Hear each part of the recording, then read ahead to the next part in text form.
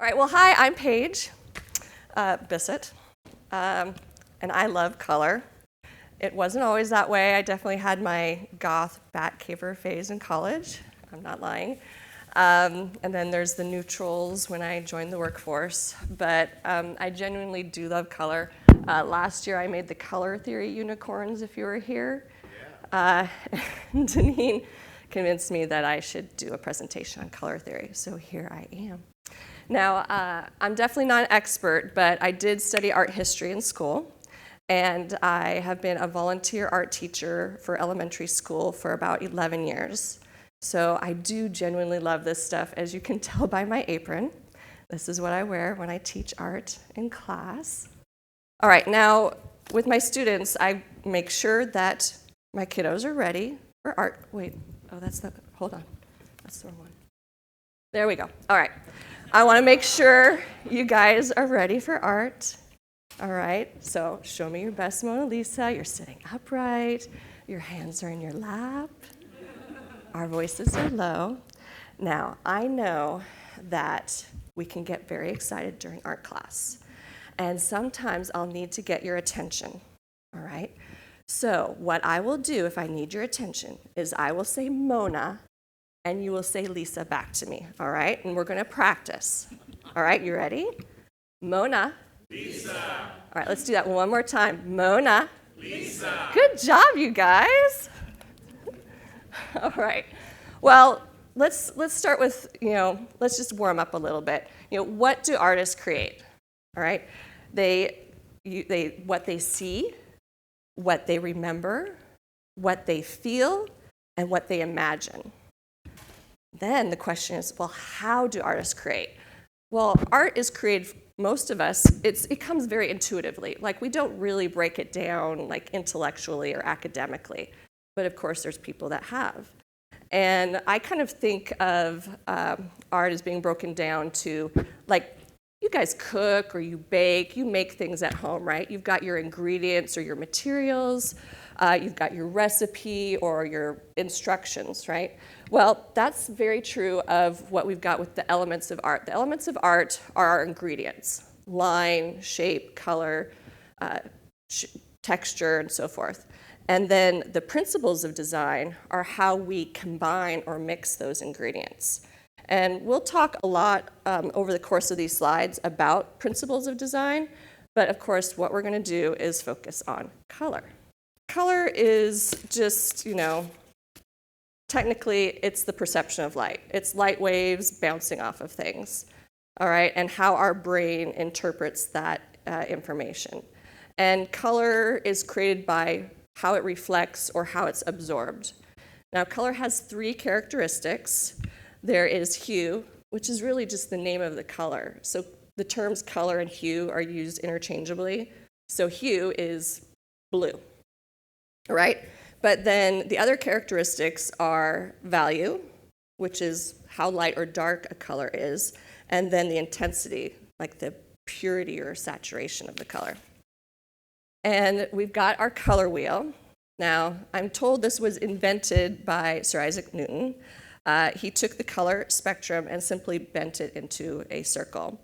And it consists of three types of color: primary color, secondary, and what they call tertiary, which is a mix of the primary and secondary colors.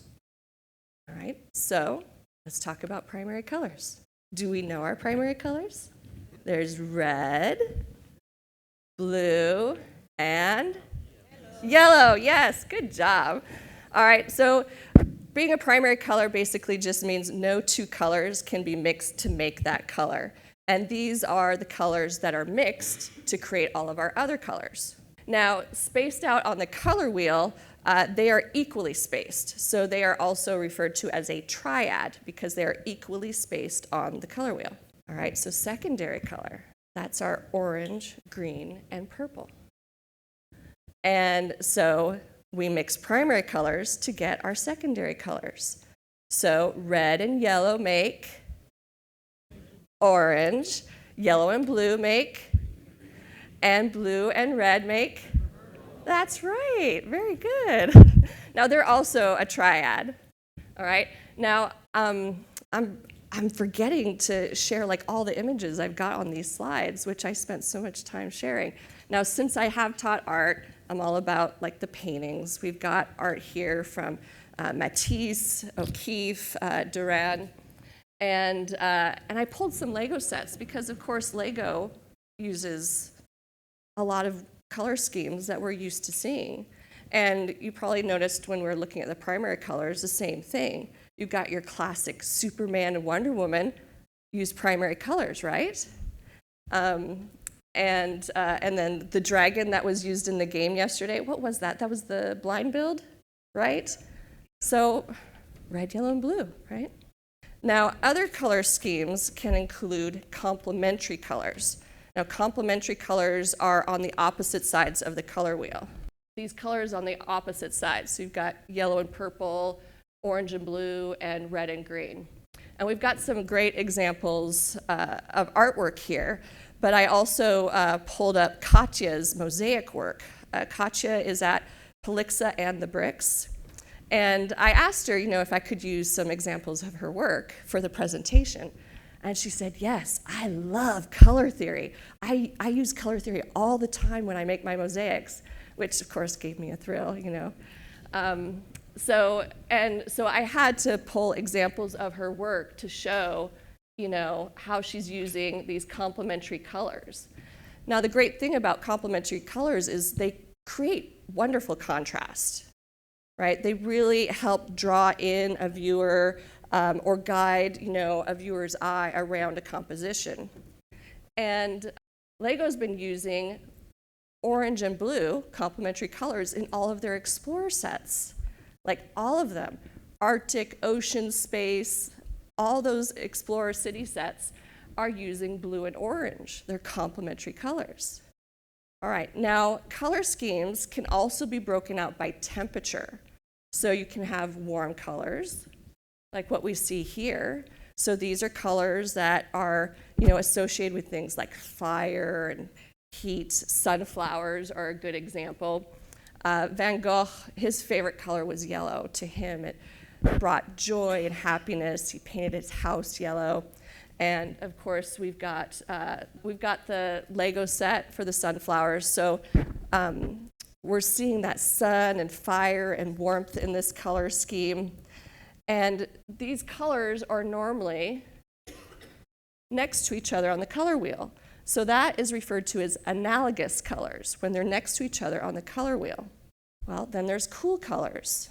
So they're associated with things like grass or water. These things have a cooler temperature to us, all right?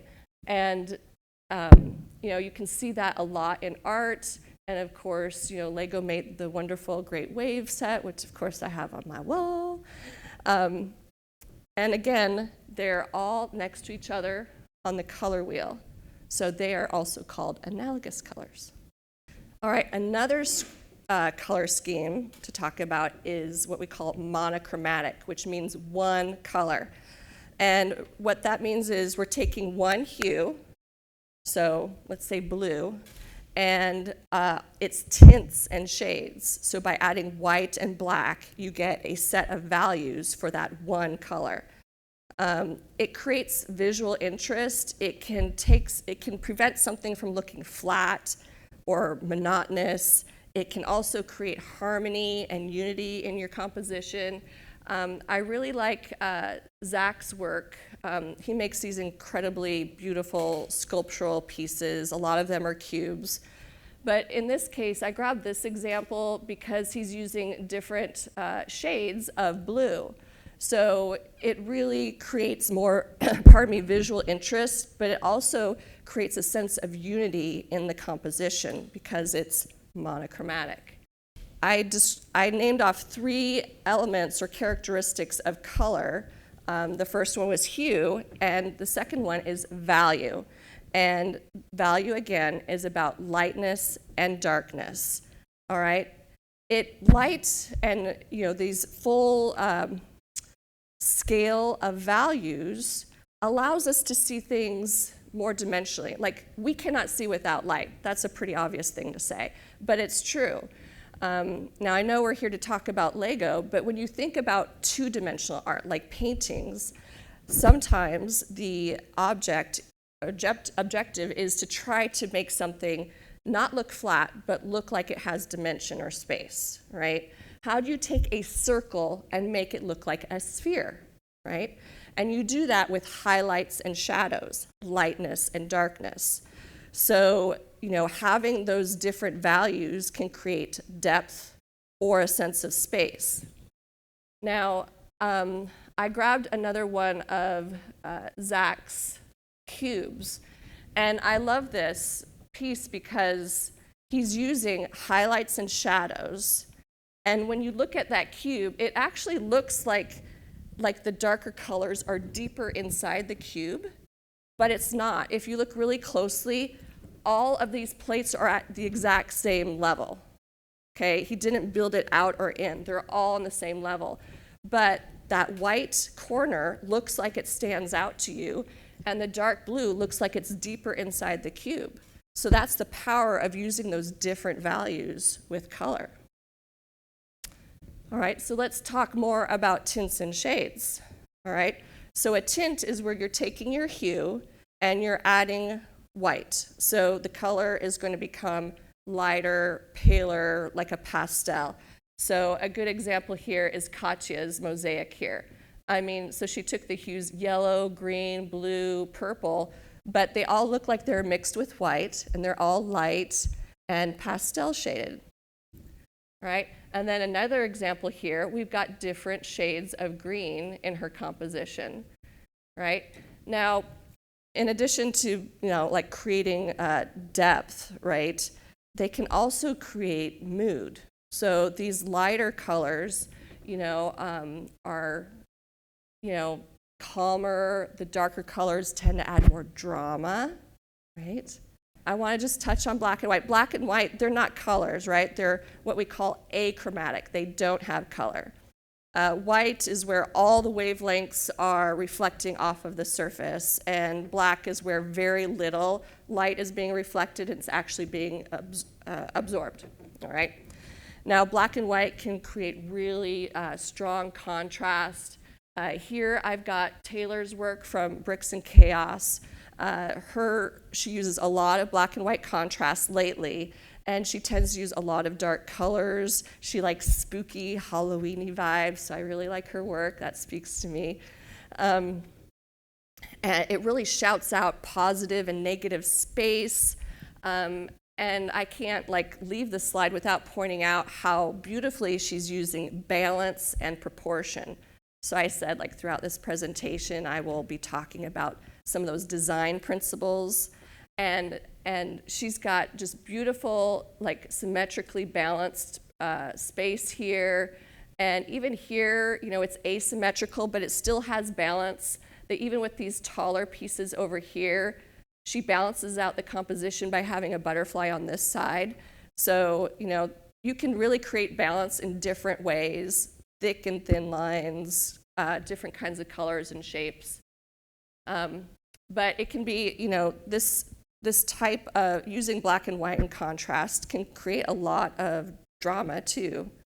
All right, our third characteristic of color is intensity or saturation.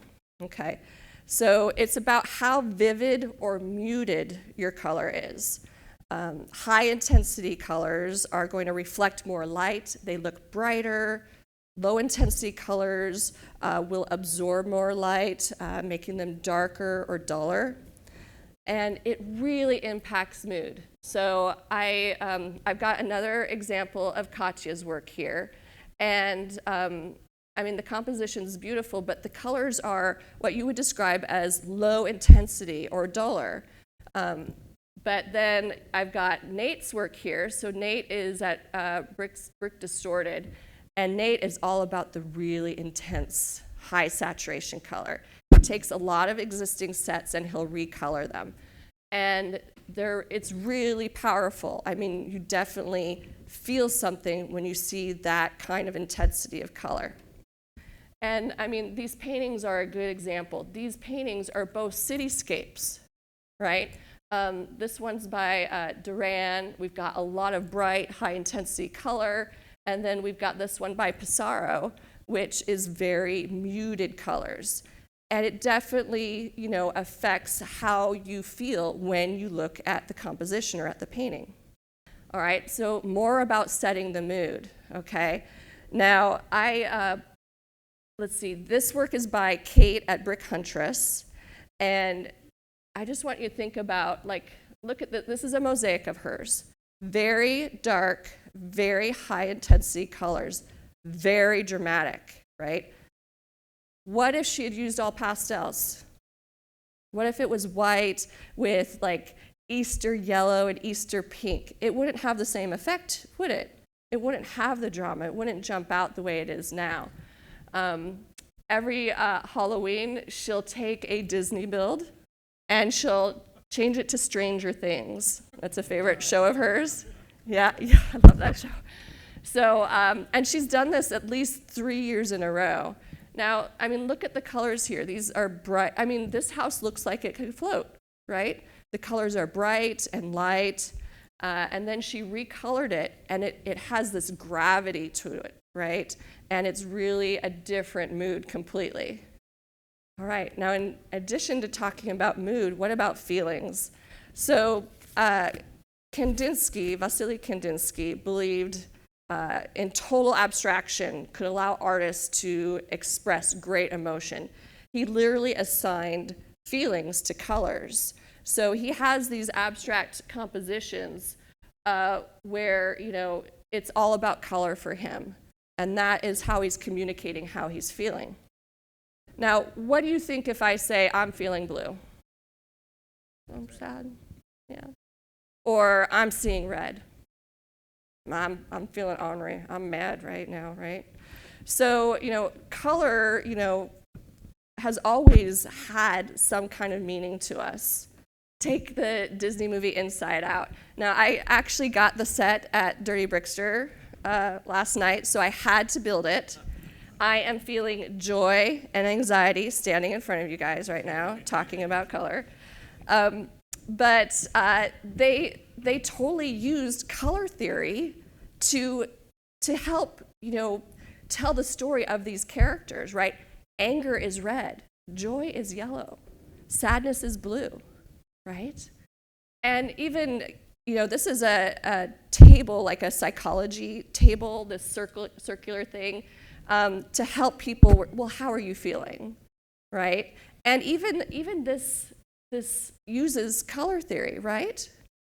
So even, a lot of people put a lot of time and energy into assigning colors to things, and sometimes they're just, it's just intuitive. What else can color do? Oh my gosh. Hold on to your hats. All right, let's talk about space. This composition is by Stephen at Bricks and Pops. I saw it at Bricks Cascade this year and asked Stephen. And Jason's actually the one who drew my attention to his work. And I'm going to show a few of Stephen's pieces because they're such good examples of how to use color.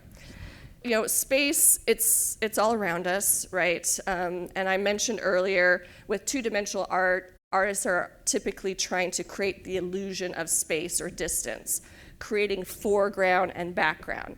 Now, there's different ways to do that. Placement in a composition, right? If something is close to you in a composition, it's usually at the bottom of your composition. And then something in the background is higher up in the composition. But the other things that you can use for creating space is using different values for color. So he's got dark down here, and then it gets progressively lighter as you move up, showing that there's a great distance in the background. All right, that is a wonderful trick to use. Texture, how can we show texture? All right, well, texture is just like how something feels or how it looks, how it feels, right? Is it rough or smooth, soft, hard? So using solid colors, right? That's, creates uniformity. It looks very stable. It looks very smooth. Then if you use a gradient, right? Gradient of color can show, transitions, blending. It can create texture. But before we leave this slide, let's talk about a couple other things I see in these compositions. Proportion. All right? Now, Stephen's using beautiful proportion in this composition. So we've got this strong red background, but we've got this gray structure in the middle. And, having good proportion creates harmony, right? So if that structure was even an inch wider on either side, it wouldn't look quite right. Or say it was quite narrow, that wouldn't look quite right. So the proportion or relationship of color in a composition can really create balance and harmony. Now the other thing here, let's go back to the lava, all right? So he's created rhythm and movement with his use of color and the different values. So he's got repetition of colors and elements. So we've got the dark lava in the back, and then we remember the scene from the movie. The lava is moving. It's like a river of lava, right? If you haven't seen it, there's a duel and there's a river of lava, okay? He's doing a great job conveying that, right? So we're seeing a transition of darker colors to lighter. We're seeing repetition of certain colors, like take these dark, transparent orange colors, all right? He's repeating those colors.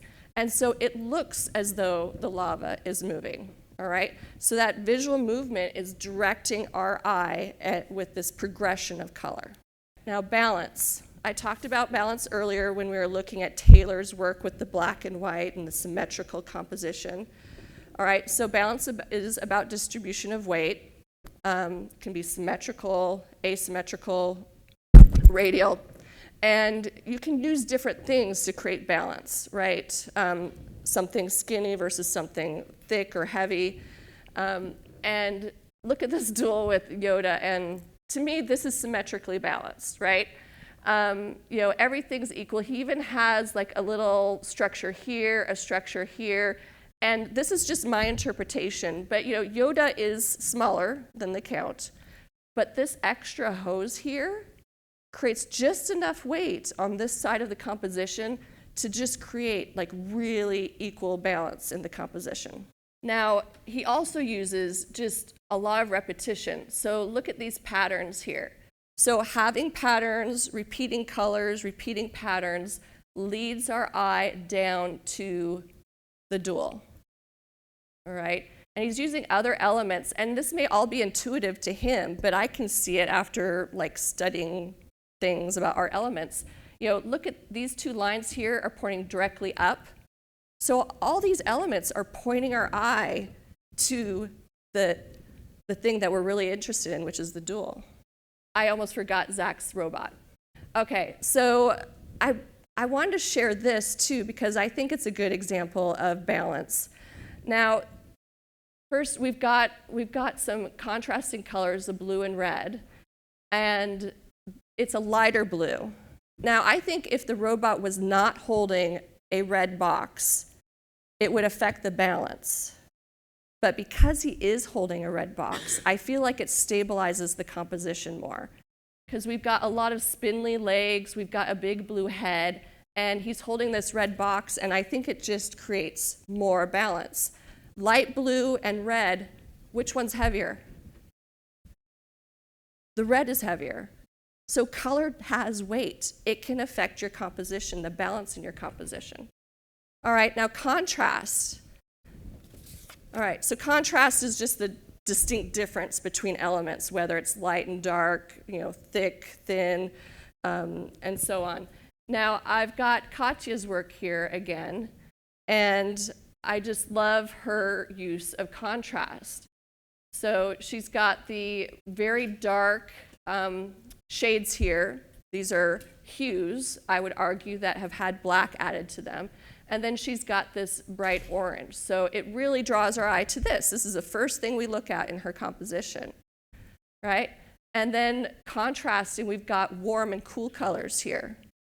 And it really creates a nice balance in her composition. All right, we talked about the contrast of black and white and how striking that is. All right, now if you want to learn more about color theory, just Google Lego color theory. You are going to find articles from Brick Nerd, Tips and Bricks, Brick Architect.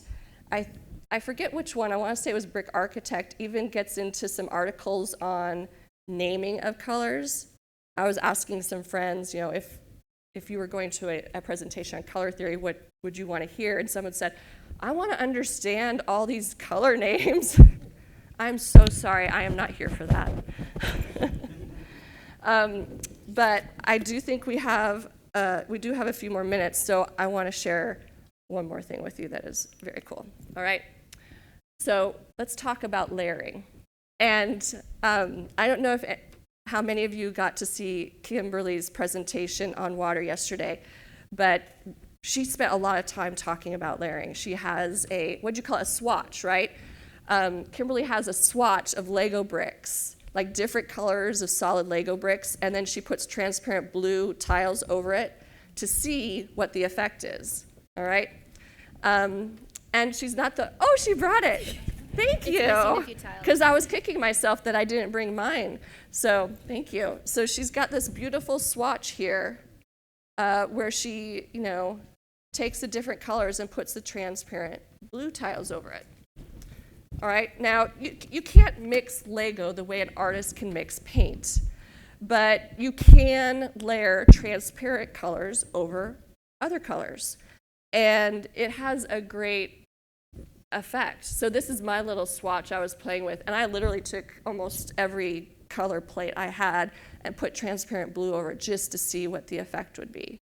Okay, so you can get a lot of different colors from this process. A great example of this is Megan's work. She's done a couple of Monets, and she's at Pink Lady Art, and she also has swatches that she has posted on her Instagram. And you can see, it has an enormous impact on her Monets. You can actually make it look like the water is reflecting the color of a pink water lily, or the reflection of a cloud in the sky. When you look at paintings, you see reflections on the water, right? It isn't flat blue.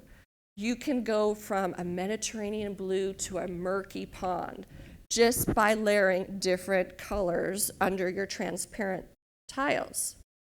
The other one I want to show you. So this is Nick, again, from Brick Distorted. And he made a black light reactive color wheel. So so you can see, this is when the lights are out and the black light is on, and this is without. So he took different colors and layered them with different transparent colors to create a color wheel that reacts in black light. And he discovered by putting black light reactive bricks underneath and putting black tiles on top, you get the tiniest glimpse of the black light reactive color. And so then when you turn the black light on, you get this result. That's all I have to share. I'd love to have more conversation because we do have time. Again, I'm not an expert. If there is a question I can answer, I will, but I'm kind of hoping that if somebody wants to talk more about color, share their thoughts, tricks they've learned or anything, just come up to a mic, or we can take questions from the folks that are participating online. Jason. What an awesome presentation, by the way. This was fantastic. You're so sweet. Thanks, Jason.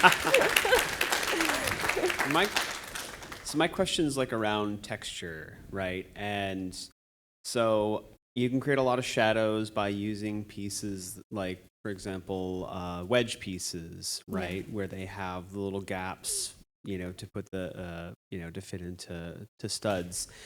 And just how you can kind of create texture. And, we looked at a lot of flat images, but, thinking about how you create shadows and, those kinds of things when you add a little bit of texture to it.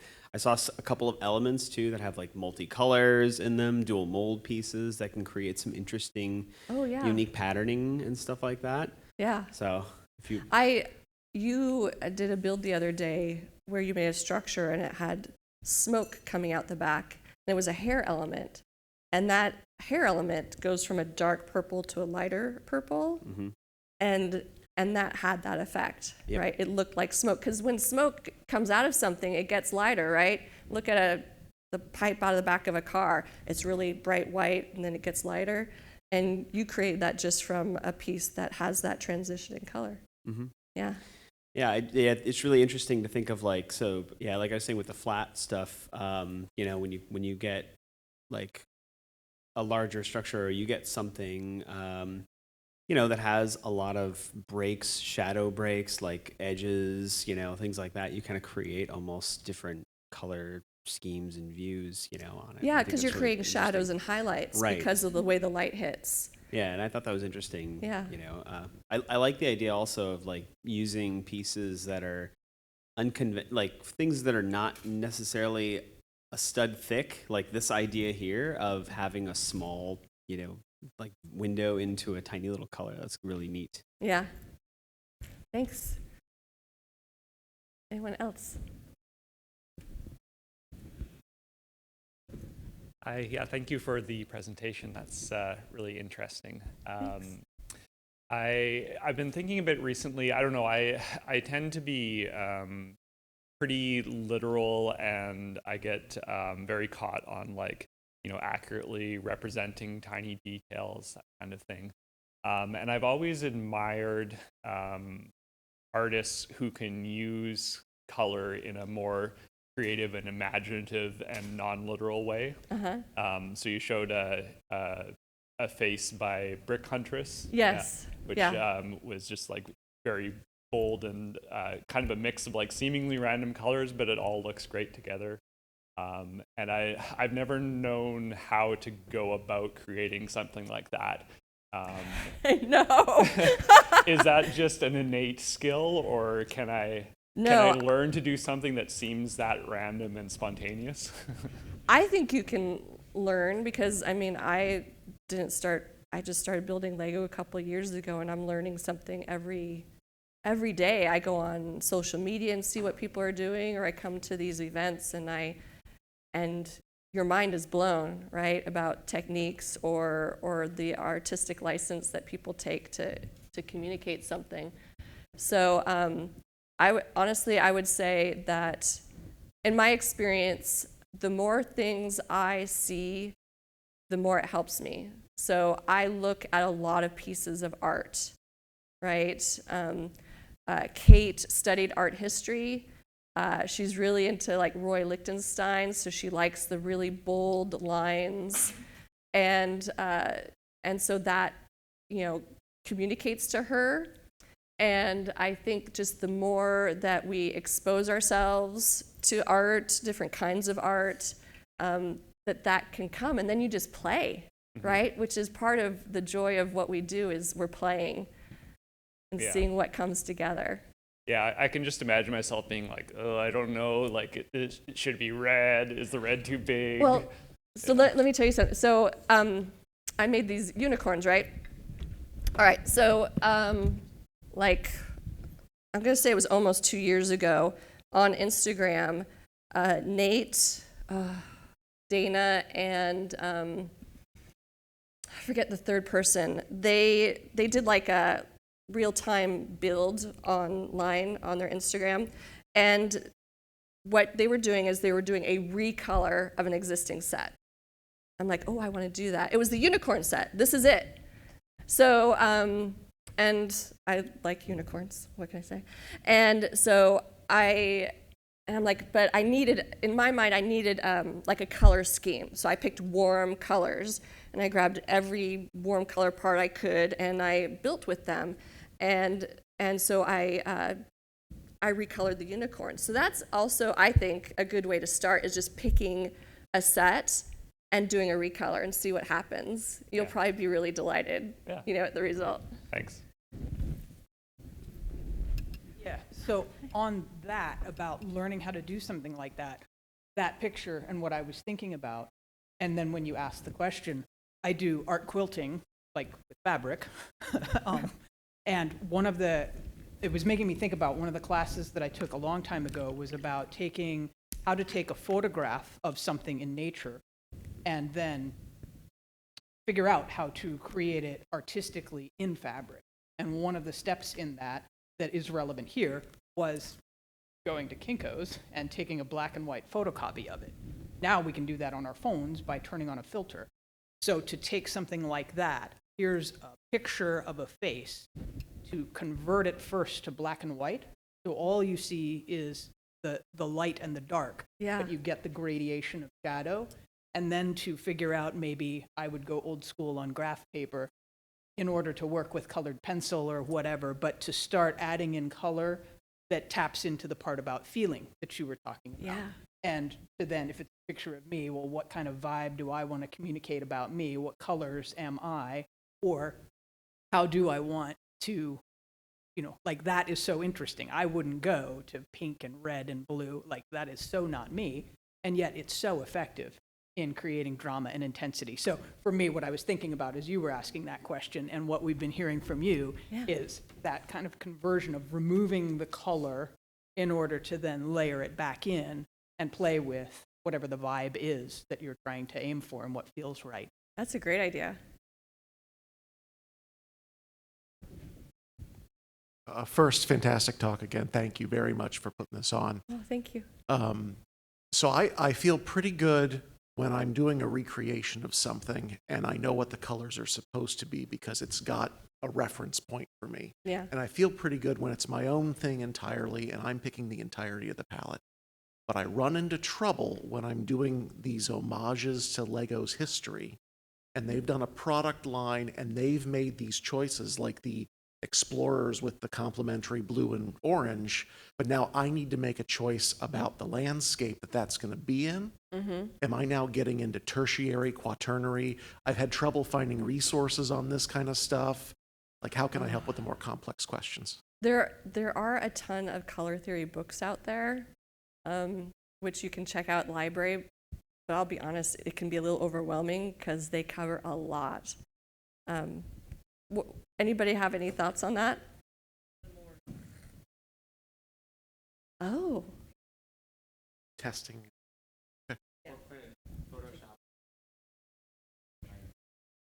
did you hear him using Photoshop and trying different background colors? Okay, just it is a matter of just kind of a guess and check, try it out, find a way to do that like swatches. Yeah, Okay, thank you very that's a much. great idea. This is really fun because I love color theory. So as soon as I saw this on the plan, I was like, it's designed for me. I'm very excited. So Cool. thank you so much. I wish we had more nerdy, super sciencey panels like this. This is awesome. I have two questions. Hopefully that's okay. Yeah. First, I want to make a quick comment. Whoever was asking about getting started with the Brick Huntress-esque, I'm not an expert by any means, but I do find it really fun to take any image and then on my phone adjust all the filters. The sliders, not the filters, so gradient, Yeah. hue, but then especially saturation, because if you're like, one of my things I find the most fascinating is in terms of warmth and coolness when I take a photo, it'll look fine to me, and then I will like compare it to ones other people have taken in light boxes and stuff, and it's like, that was obviously taken with my 2700K kitchen, like dining room lights. Because if I slide it to saturation, it's just bright orange. So it's so interesting, just whomping the saturation up and seeing what happens. And it's very possible, maybe Kate Hunters might have done that and got some red and blue right next. Yeah. That's how shadow works. So my first question, you talked about the concept of emotion derived from color. Yeah. Is that unique to the English language, the way we perceive it? And do other languages have completely different association? Oh Or my even cultural gosh. backgrounds? That's a great question.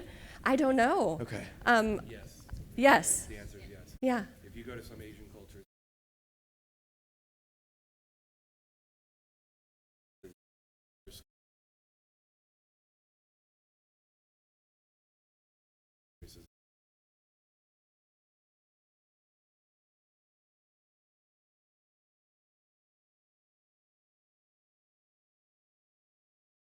because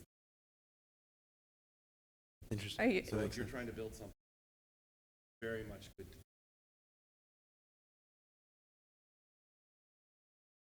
A lot of sense. what was that? Yeah, absolutely. So, you guys heard the question about, whether there's different concepts of color theory, especially associated with feelings or meanings in different cultures from America. And Matt was sharing that as an example in Japanese culture, that's certainly true. And he was also sharing that you can see that in different countries' flags, right? Colors have certain meanings in different cultures. Flags being most obvious or apparent, but he was also bringing up examples in Japanese culture and the color choices that they use in their art. Well, did you have anything else? Yeah, so my other question was, you mentioned layering, which is obviously a wonderful technique. Is layering the word that I would use if I were looking into the mosaic style, where someone does a bunch of plates in the background and then does not square, like dots tiles, where instead it's maybe a quarter circle or something, so you can still see some of the color behind, and they end up doing that over the whole portrait, thus you get both the background color and the foreground color. Is there a term for that? Kimberly, are you aware of a particular term for that? Well, I mean, it makes Or me, Deneen? I don't know. Yeah. I mean, I think layering is the most obvious thing. Who did the clutch last year, the rainbow? Yeah, he used the background color Right. of the plates and had other different color like studs, tiles, or no plates, and then he had tiles on top that were that quarter circle. And so it was a very dramatic result with the color. really is, yeah. Did you see it last Yeah, I year? think so. I've seen several of those. Yeah, It's so just, Lego's so interesting, being a finite, physical, like non-drying medium that you can move it around or whatever. I'm sure there's art concepts that are invented by the availability of Lego parts. yeah, oh, I'm sure. Joseph Albers wrote a book on color theory, and he had this series of paintings, and it was just squares. Okay. So one color, a large color square, and then a different color, smaller square on top. And he could show that just by changing like the background color or the foreground color, the colors looked Right. different, like significantly different. I remember the gal that makes the jewelry downstairs. I remember she had a piece, and it's the dark red. It was just a 2x2 plate, but it was set it had a black setting, and it didn't look dark red to me. It looked like a completely different color. I'm like, what color is that? She's like, it's dark red. I'm like, that does not look like dark red. Just by having that small black outline around it, it looked completely different to me. I couldn't identify what color it was. Just due to how we perceive contrast. Yeah, exactly. Yeah. Thank you so much. Yeah, thank you. Hi there. Awesome presentation. I really enjoyed a lot of the ideas and the ways you presented them. And I also really enjoyed that you include the juxtaposition of color palettes and classical pieces of art. I was playing the game of trying to guess the artist as you're going through. Awesome. But one thing that I do that I think is useful for the group is I actually travel what I remember with the color palette, so that if I'm in an art museum and I want to see what roughly color that Van Gogh is, you can hold it. Can I see that? And it also is useful. They're labeled too. That's That's cool. So, but also that helps you deal with the fact that the lighting in the room can affect how the color is perceived. So you Yeah, can actually true. compare it to the actual Lego brick. But my question for you is, you talked about a lot of things, but one thing you did not talk about is the approach to making the color of a model based on something real, literal, and accurate versus the playing with exaggeration of color. And if you had any thoughts on maybe when you'd want to exaggerate, because Lego's kind of a caricature medium anyway, Yeah. versus being more literal, and if you've put any thought into those. I haven't, issues. but I mean, and I'm sure people here have though, because a lot of people do build amazing, like historical reproductions of things, and the color choices are very important to communicate that and be realistic. I like rainbows. Yeah. so Leaning I haven't colorful. spent much time on that. We only have like two minutes maybe, but does anybody have any comment or thought to that? Yeah.